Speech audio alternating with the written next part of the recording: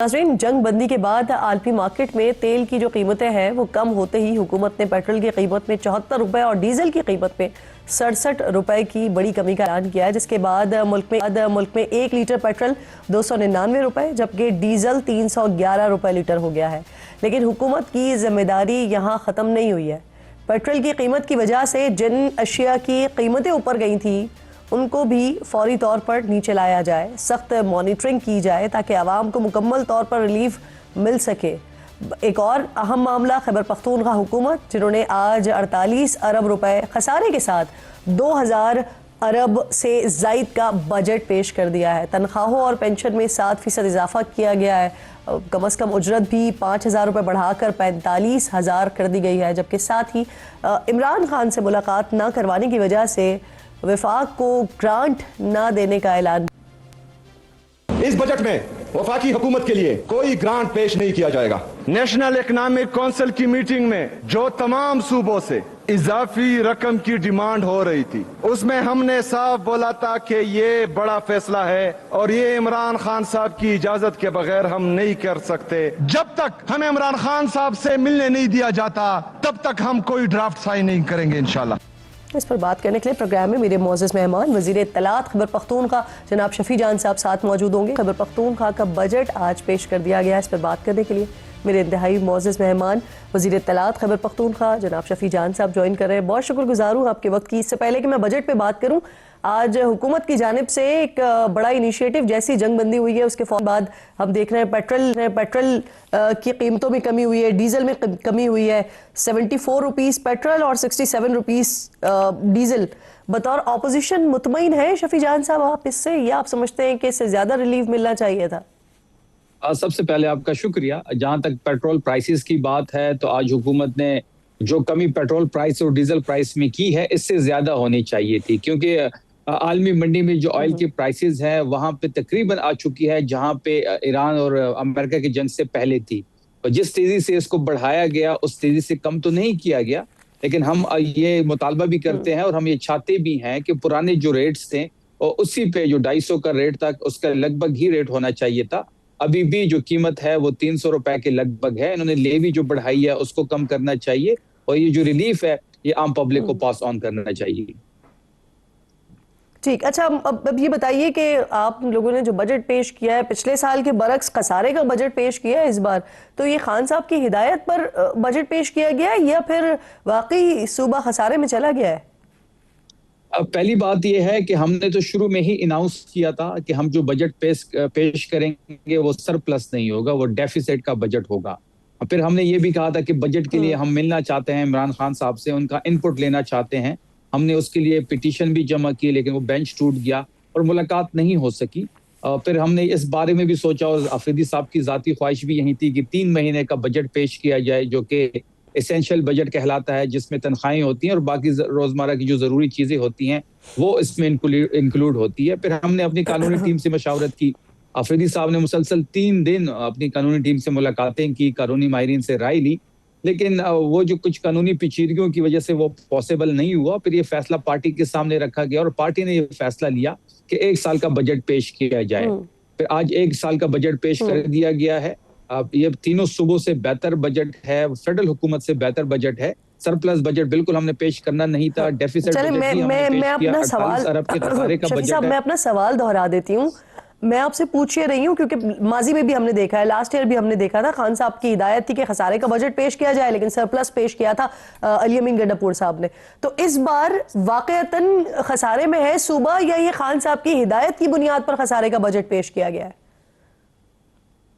देखिए, अफरीदी साहब ने तो शुरू में कह दिया, जैसे मैंने शुरू में कहा कि उन्होंने कहा कि मैं सरप्लस बजट नहीं दूंगा और ना ही मैं कोई ग्रांट दूंगा फेडरल हुकूमत को जब तक हमारी ये तो आपने बता दिया है वो। मैं आपसे ये पूछ रही हूँ, उनके कहने से तो नहीं होता है ये आप लोगों ने किस लिए किया? सूबा खसारे में है या नहीं है? नहीं, सूबा खसारे में तो नहीं है। 48 अरब जो है जो वो हम अपने बचत से ही पूरा करेंगे और हम कोई कर्जा भी नहीं लेंगे। अगर खसारे में होते तो हम कर्जा लेते, लेकिन हमने, जैसे मैंने कहा कि हमने ना सरप्लस बजट देना था और ना ही कोई फेडरल हुकूमत को हम ग्रांट देंगे जब तक हमारे मुतालबात पूरे नहीं होते। आपने देखा होगा कि मुलाकात ये नहीं करवाते तभी सहूलत इमरान खान साहब को नहीं मिल रही, बहनों की मुलाकात नहीं हो रही, उनकी जो सेहत का इशू है, अल-शफा इंटरनेशनल हॉस्पिटल का हमारा मुतालबा है, वो यानी ये पूरा जो नहीं खसारे किया का जा रहा। बजट जब तक है, हमारे मैं इसको ऐसे कह लूं, ये सिर्फ ये वफाकी हुकूमत की मुखालिफत में खसारे का बजट पेश किया गया है। आप कह सकते हैं इस तरह।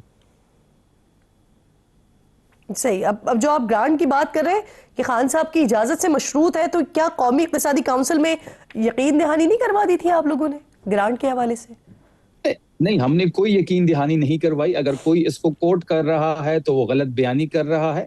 NEC के इजलास में CM अफरीदी साहब ने खैबर पख्तूनख्वा को रिप्रेजेंट किया, वहां पे मुजम्मिल असलम साहब भी उनके हमरा थे, और वहां पे हमने बड़ा कैटेगोरिकली ये कहा था कि जब तक इमरान खान साहब से मुलाकात नहीं होती, ये फैसला हम नहीं कर सकते।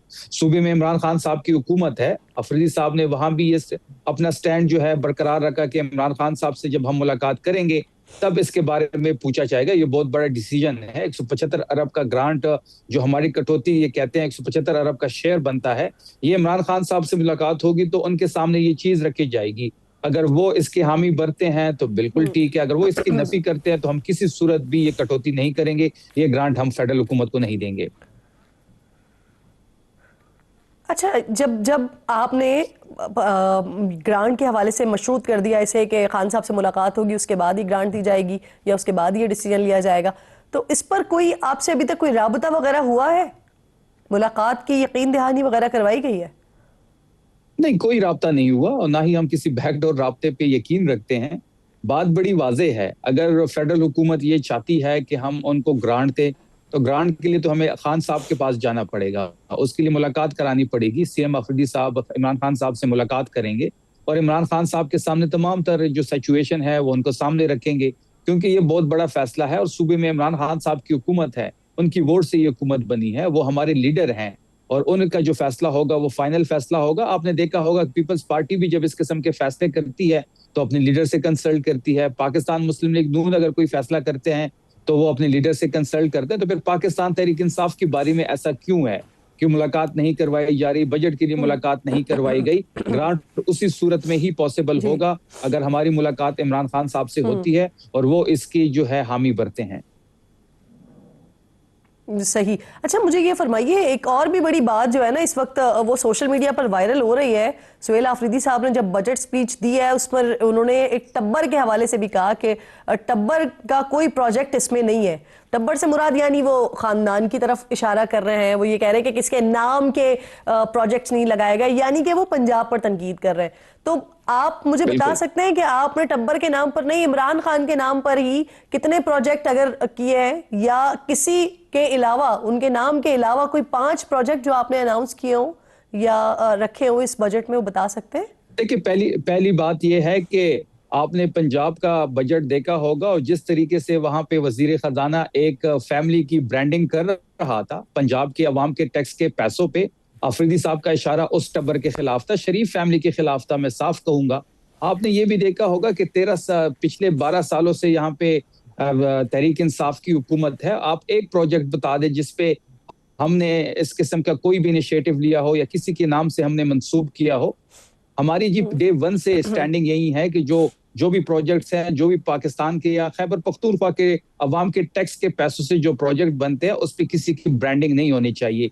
इवन आप ये भी देखेंगे कि हमारे मैं आपकी पहली बात से देखें, मैं बिल्कुल अग्री करती हूँ।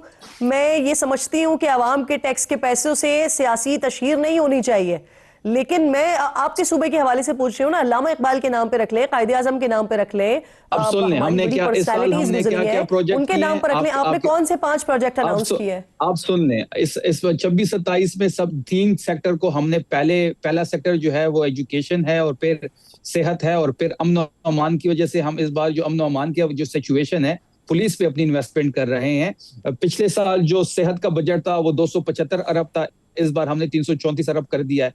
तालीम का 419 था, हमने 468 कर दिया। सबसे ज्यादा पैसे हमने एजुकेशन को दिए हैं। महकमा पुलिस का पहला जो बजट था वो 164 अरब था, इस बार 191 अरब कर दिया गया है। होम और ट्राइबल अफेयर्स का जो बजट था वो 15 अरब से बढ़ा के 30 अरब कर दिया गया है। लोकल गवर्नमेंट का बजट 56 अरब से बढ़ा के 90 अरब कर दिया गया है। मैंने देखा है आपका बजट जिसमें 48 अरब का खसारा और उसके साथ जितना बजट है वो सारी चीजें मैंने देखी है।